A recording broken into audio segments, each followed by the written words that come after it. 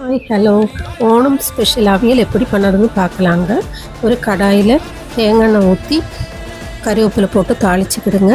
சேனை, வெள்ளை பூசணிக்காய் இல்லை தடியங்காய், சீனரைக்காய் போட்டு நல்லா வதங்க விடுங்க. அந்த எண்ணெயில் வதங்க விட்டு அரை டம்ளர் தண்ணி ஊற்றி வேக வைங்க.